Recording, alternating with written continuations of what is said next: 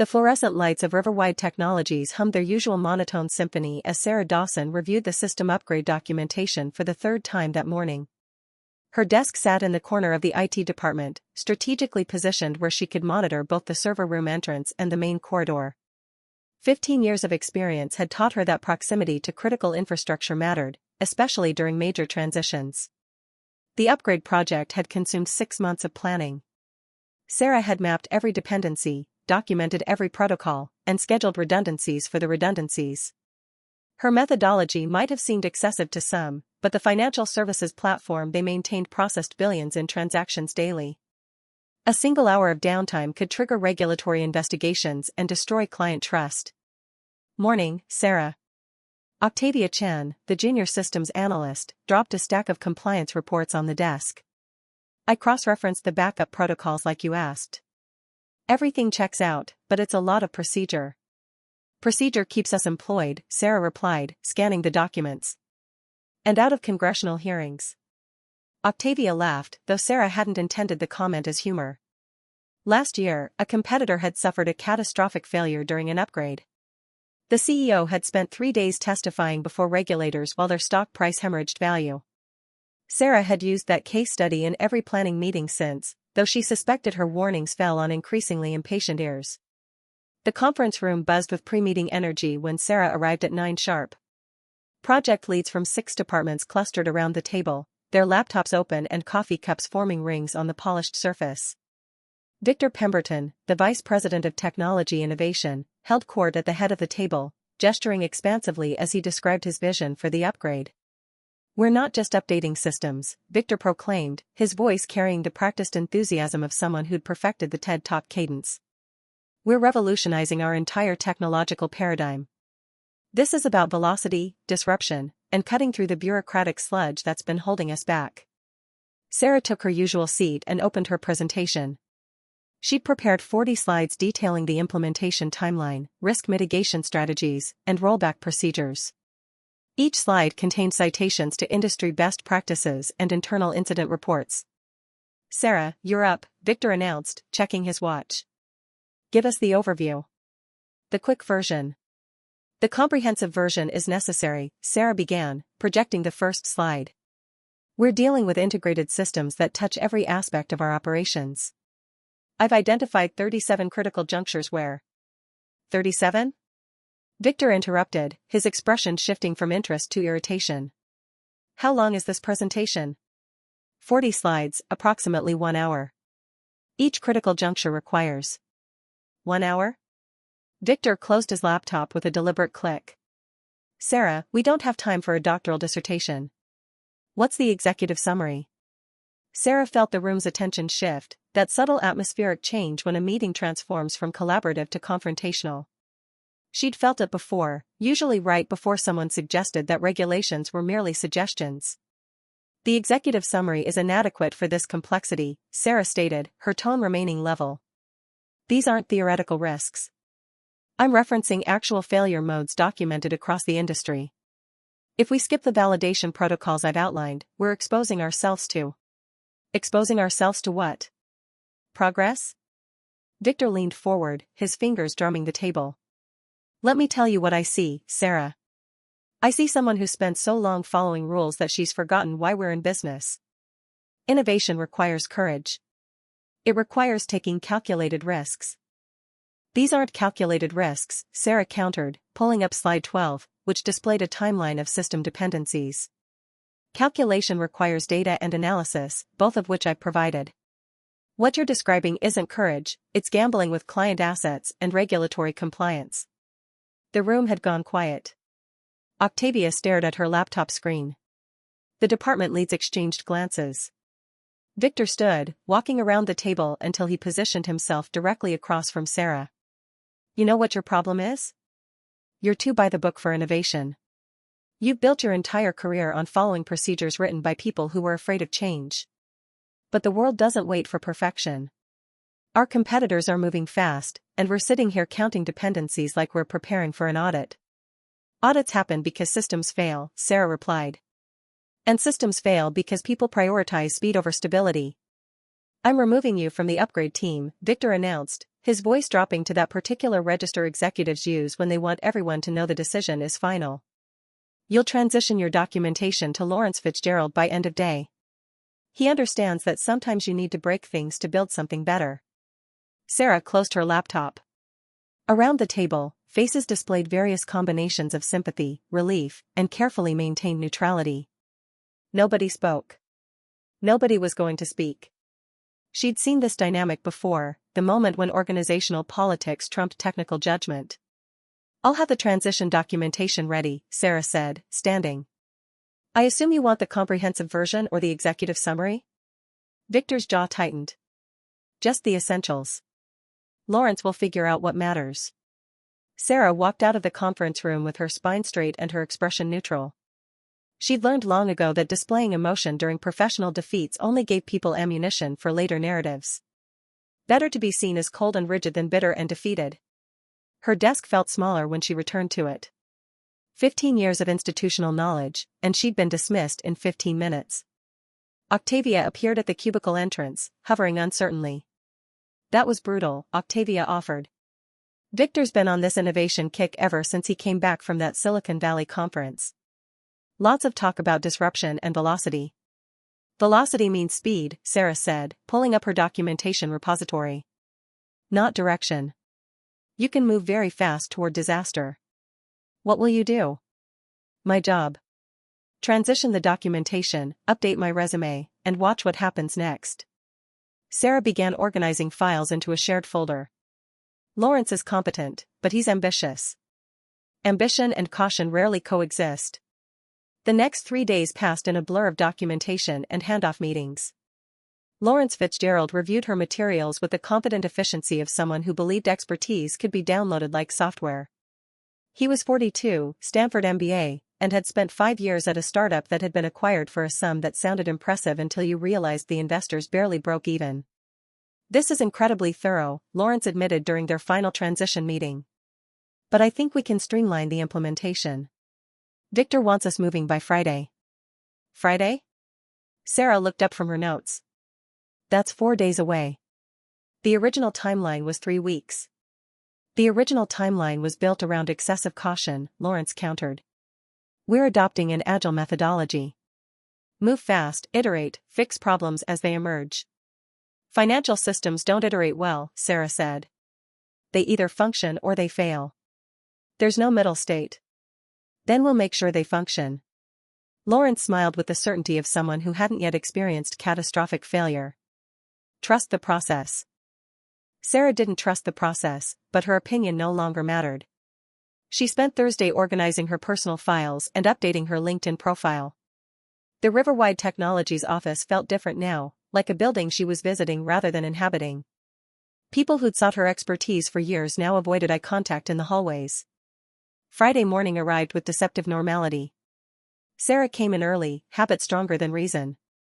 The office was quiet, just the overnight security team and a few engineers wrapping up late shifts. The server room hummed its familiar harmony, banks of machines processing transactions from international markets where the business day was already well underway. At 8 o'clock, Lawrence initiated the upgrade sequence. Sara watched from her desk as the monitoring displays showed systems transitioning to maintenance mode. It was like watching a city power down, section by section, until only essential services remained active. Phase 1 complete, Lawrence announced over the department chat channel. Moving to Phase 2. Sara pulled up her personal copy of the implementation plan. Phase 2 involved migrating the customer database to the new architecture. In her original timeline, this step came after a 72-hour validation period. Lawrence was doing it immediately. The morning progressed. Status updates populated the chat channel with optimistic frequency. Systems were coming online ahead of schedule. Victor posted a message praising the team's velocity. Someone added a rocket ship emoji. At 11:30, the chat channel went quiet. Sara noticed immediately. In her experience, silence during technical implementations meant one of two things: everything was going perfectly, or something had gone catastrophically wrong. Given the accelerated timeline, she suspected the latter. Her phone rang at 11:45. Lawrence's name appeared on the screen. I need you in the war room, he said without preamble. Now. The war room was what they called the secure conference facility used during major incidents. Sara had only been inside it twice before, both times during regulatory audits. When she arrived, she found Lawrence, Victor, and 4 other senior engineers clustered around a massive display showing system dashboards. Everything was red. What happened? Sara asked, though the displays told most of the story. The customer database wasn't responding. Transaction processing had halted. Automated failovers weren't triggering. We're not sure, Lawrence admitted, his earlier confidence replaced by barely controlled panic. The migration completed successfully. All validation checks passed. Then everything just stopped responding. Sara moved to the nearest terminal and began pulling up logs. Define stopped responding. Are we getting error messages? Timeouts? Complete silence? Complete silence, one of the engineers replied. It's like the database doesn't exist anymore. Because it probably doesn't, Sara said, scanning through the migration logs. At least not in any accessible form. You migrated the data before validating the new schema integration. The database accepted the migration, but the application layer can't parse the data structure. Victor stepped forward. Can you fix it? Sara continued reading logs, her mind already racing through potential solutions. Maybe. How complete are the backups? Complete, Lawrence said. We have full snapshots from last night. Pre-migration snapshots, Sara clarified. Did anyone initiate a backup immediately before starting the migration sequence? The silence that followed answered her question. Why would we? Lawrence asked. The system was stable. We backed up stable states, not transitional ones. Transitional states are when you most need backups, Sara replied, though she kept her tone neutral.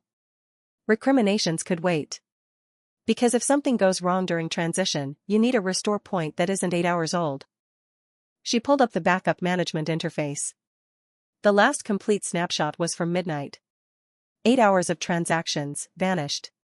Not just current transactions, international market activity, automated transfers, scheduled payments. Thousands of clients affected, millions in assets unaccounted for. How long to restore from midnight? Victor asked. 4 to 6 hours for the restore, Sara calculated. Then we need to reconcile the missing transaction window. That's manual work. 48 hours minimum, possibly 72 depending on complications. 48 hours? Victor's face had gone pale. We're a financial services platform. We can't be down for 48 hours. Regulatory will shut us down. Clients will sue us into bankruptcy. You should have considered those consequences before accelerating the timeline, Sara said. The room went silent again. Everyone stared at her. She stared back, feeling a curious absence of satisfaction. She'd been right, but being right during a disaster was a hollow victory. Can we recover the migrated data? Lawrence asked. If the structure is wrong, can we restructure it? Sara pulled up the database architecture diagrams. Theoretically, yes. We'd need to write conversion scripts that map the new structure back to something the application layer understands. It's complex work. Error-prone. And we'd be doing it blind because we don't have a testing environment that mirrors production. How long? Victor demanded. Unknown. Could be 6 hours. Could be 60. And if we make mistakes during the conversion, we could corrupt the data permanently. Victor sat down heavily in one of the war room chairs. For the first time since Sara had known him, he looked uncertain. The practiced confidence had evaporated, leaving behind a middle-aged executive confronting the consequences of his decisions. What do you recommend? He asked quietly. Sara considered the question. She could refuse to help. Walk away and let them navigate the disaster they'd created. Update her resume and find employment somewhere that valued caution over velocity. It would be justified. Satisfying, even. But 40,000 clients depended on Riverwide Technologies. Real people with mortgages and retirement accounts and college savings funds. They hadn't chosen to accelerate the timeline. They were just caught in the blast radius. I recommend we split our approach, Sara said. Team 1 begins the restore from midnight backup. That's our safety net. Team 2, which will be me and whoever has the most database experience, attempts to fix the migration in place. If we succeed, great. If we fail, we fall back to the restore. You'd do that? Lawrence asked. After everything? I don't do this for Victor or for you, Sara replied. I do it because systems matter. Because procedures exist to protect people. And because right now, 40,000 people are wondering why their account balances are showing zero. They worked for 18 hours straight. Sara coordinated both teams from the war room, surviving on coffee and occasional protein bars someone retrieved from the break room vending machine.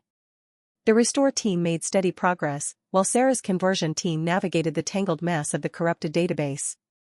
The problem was exactly what she'd predicted: the migration had moved data into a structure the application couldn't parse. But the complexity ran deeper. The new architecture used different indexing strategies, different relationship mappings, different data types for key fields. It wasn't a simple conversion, it was archaeological reconstruction, piecing together information from fragments. At 2 a.m, Octavia brought fresh coffee. How's it looking?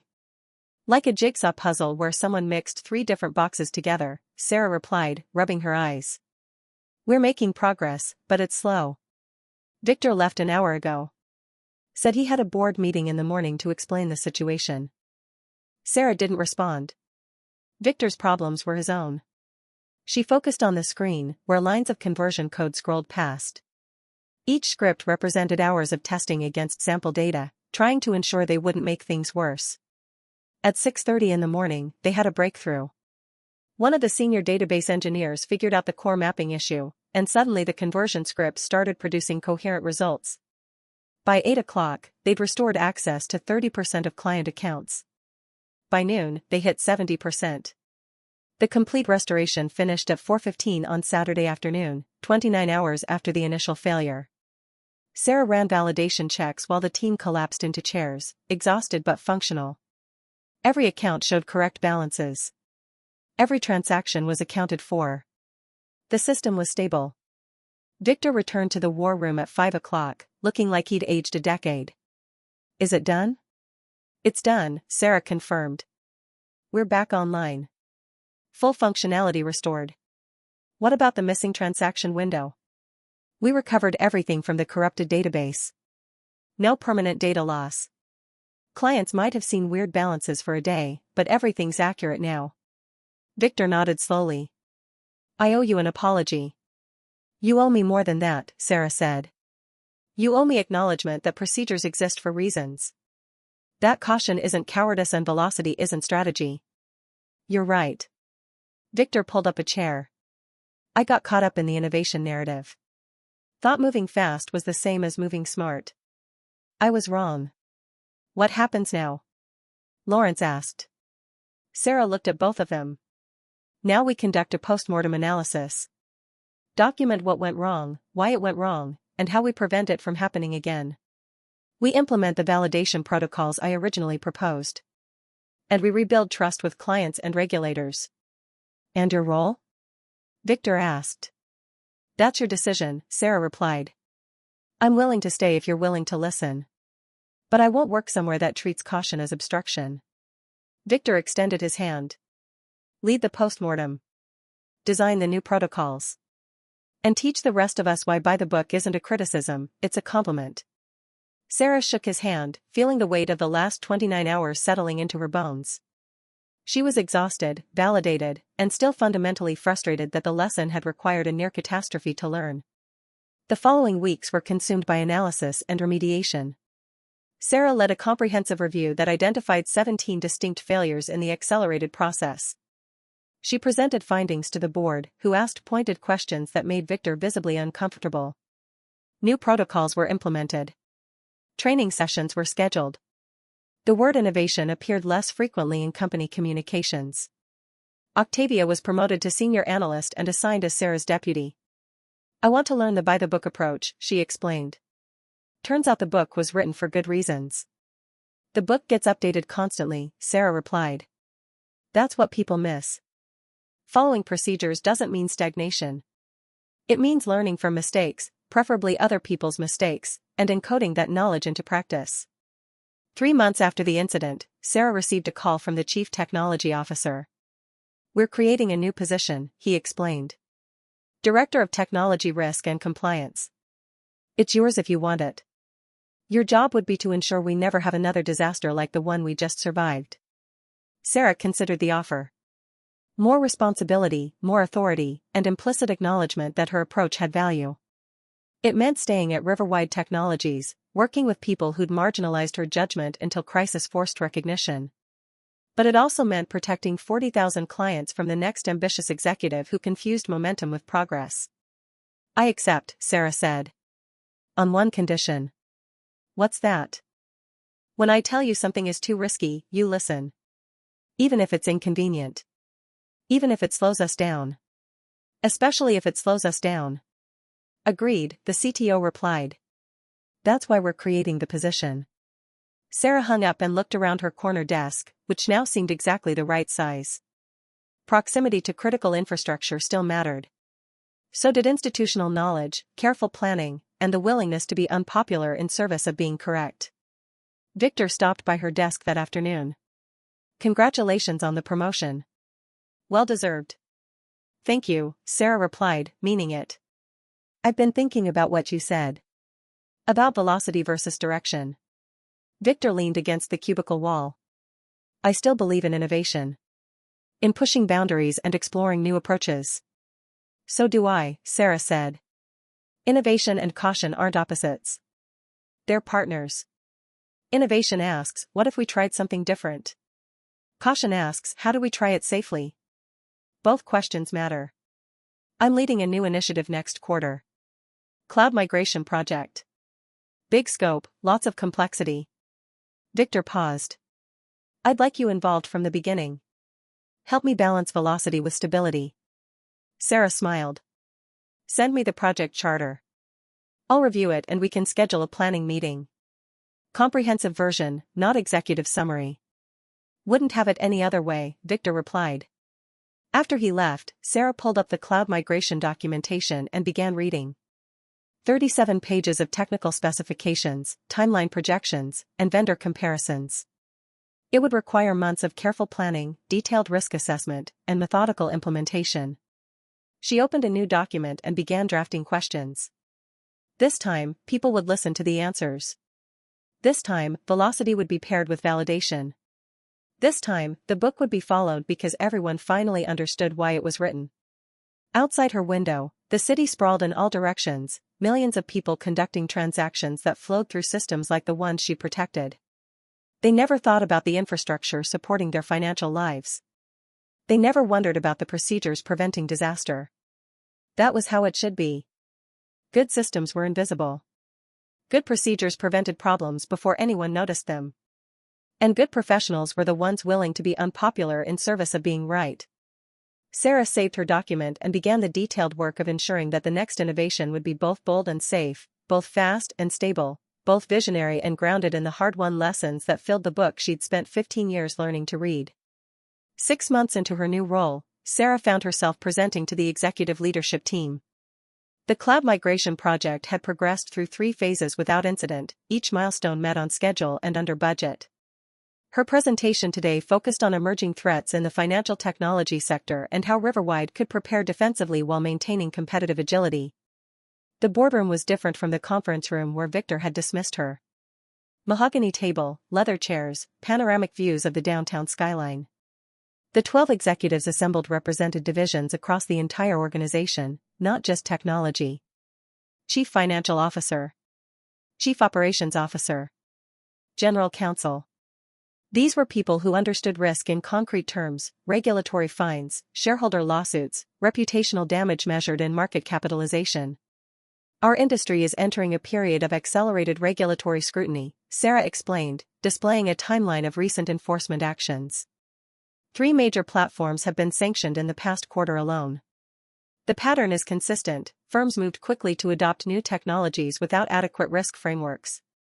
The technology worked perfectly. The compliance infrastructure did not. The general counsel, a sharp woman named Helena Ortega, leaned forward. "What's our exposure?" "Currently minimal," Sara replied. The protocols we implemented post-incident have positioned us well. But we need to think proactively. New regulations are coming.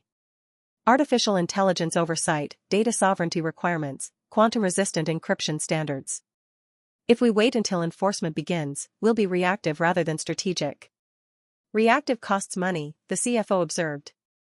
How much are we talking about for proactive compliance? Sara had anticipated this question. She pulled up a cost-benefit analysis that had taken Octavia 3 weeks to compile. Initial investment of $4.2 million over 18 months. But the potential cost of non-compliance ranges from $20 million in fines to complete suspension of operations in certain jurisdictions. The math is straightforward. The CEO, Gregory Foster, had been quiet throughout the presentation. He joined Riverwide 2 years ago from a major consulting firm, brought in specifically to modernize the organization. Sara had interacted with him only twice before, both times briefly. This analysis assumes we know what regulations are coming, Foster said. How confident are we in these predictions? Reasonably confident, Sara replied. I've been coordinating with our industry association and monitoring legislative committees in 3 jurisdictions. The themes are consistent: transparency, auditability, and consumer protection.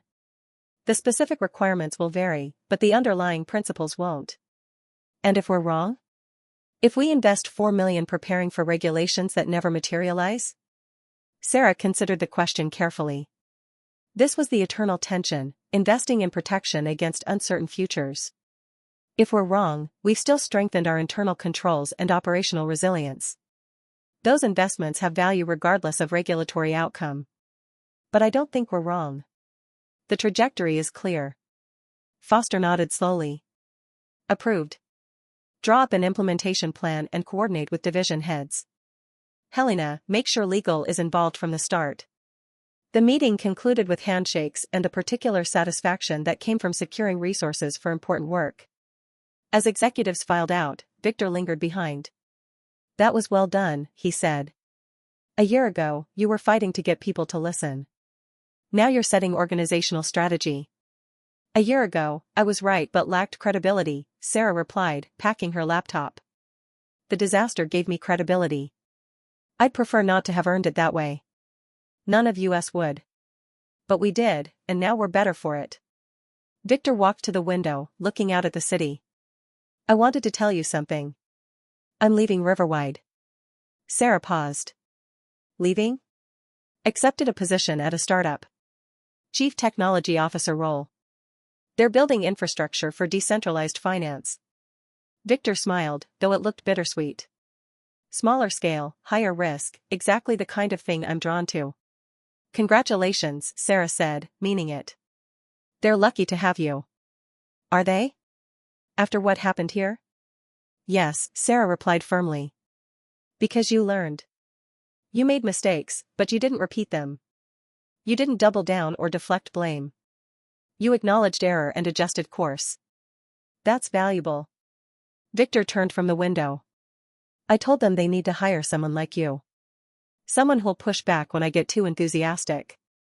They're interviewing candidates next month. Someone like me, but not me? I didn't presume to ask. You've built something important here. The risk management framework, the compliance infrastructure, the cultural shift toward valuing caution. That's a legacy. Sara thought about the offer implicit in Victor's words. A startup meant uncertainty, long hours, and the constant pressure of limited resources. It also meant building something new, establishing best practices from inception rather than retrofitting them onto existing systems. I'm staying, Sara said. At least for now. Riverwide still needs what I do. And frankly, I need the stability. Maybe in a few years, when things are more established, I'll look for new challenges. Fair enough, Victor replied. But if you change your mind, reach out. The startup world could use more people who understand that speed without direction is just chaos. After Victor left, Sara remained in the boardroom, looking at the same cityscape he'd been studying. 40,000 clients had become 60,000. The platform processed more transactions daily than entire countries' GDPs. And somewhere in those towers of glass and steel, other technical professionals were having similar conversations about innovation and caution, velocity and validation. Some of them would learn the lessons the easy way, through planning and foresight. Others would learn through disaster, picking up pieces and rebuilding trust. Sara's job was to ensure Riverwide stayed in the first category, no matter how inconvenient that made her or how often she had to be the person who said no. Her phone buzzed with a message from Octavia. Quarterly risk assessment complete. Identified 3 medium priority concerns. Want to review? Sara smiled. This was the work. Not dramatic rescues or career-defining presentations, but the daily grind of identifying problems before they became crises. She typed back, conference room B in 10 minutes. Bring your comprehensive analysis. The comprehensive version. Always the comprehensive version. Because somewhere in those details, in the careful documentation and thorough analysis, lay the difference between systems that worked and systems that failed. Between organizations that thrived and organizations that became cautionary tales. Sara gathered her materials and headed for the conference room, ready to review 3 medium priority concerns that might be nothing or might be everything. That was the job. That was the book, constantly being rewritten by people who understood that innovation and caution weren't enemies, but partners in the essential work of building systems that served the people who depended on them.